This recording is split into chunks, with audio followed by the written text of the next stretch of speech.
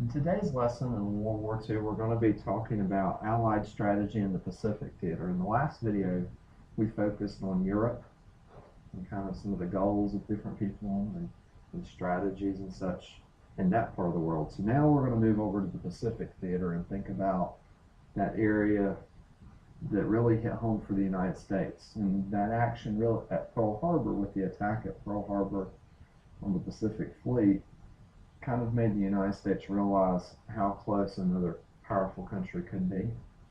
And so the Allies created some strategies on how they could fight the Japanese. So on this slide, you are going to want to make sure that you get down some information. Let's make that. So the Allied strategy in the Pacific theater.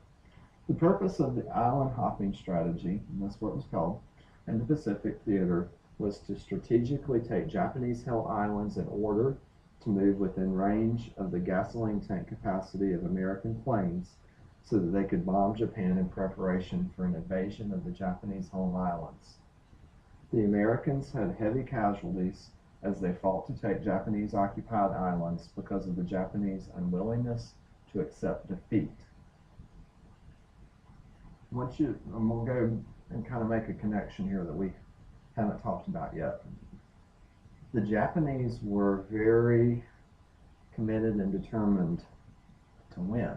They did not give up easily. Many of your pilots that were in planes that attacked at Pearl Harbor realized that they would not come back alive from that mission.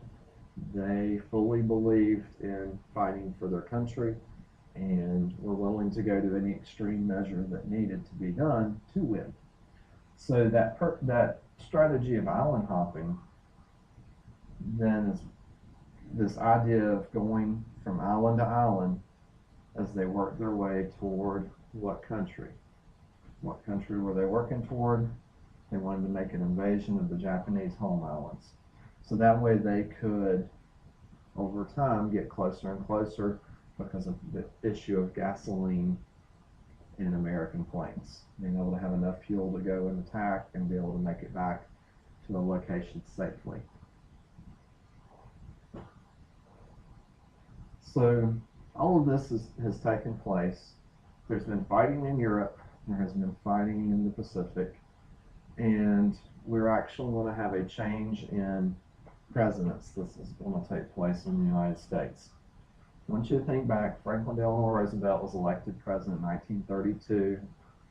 Toward the beginning of the Great Depression, he serves through Great Depression.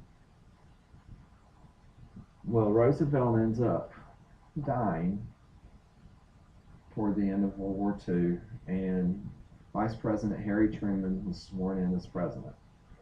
As the preparations for the invasion of Japan continued, scientists successfully tested the world's first atomic bomb. The decision of whether to risk more American lives with an invasion of Japan or to use the atomic bomb fell to President Truman. So President Roosevelt dies, and Vice President Harry Truman was sworn in as president. It becomes Truman's decision as to whether or not to use such deadly weapons to try to bring an end to the war. It was very important for Truman to be able to bring an end to the war instead of seeing more loss of American life. So the United States decides to bring an end to the war by dropping 2 atomic bombs, one on Hiroshima and the second one on Nagasaki, which led to a surrender of the Japanese and brought about an end to World War II.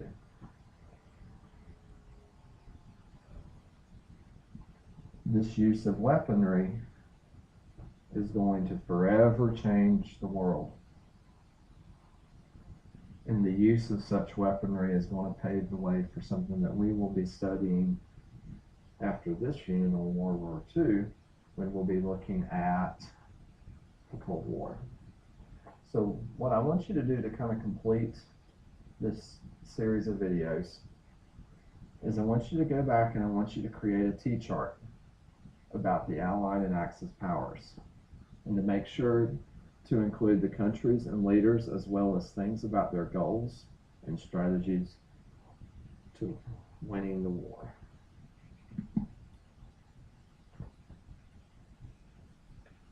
Finish.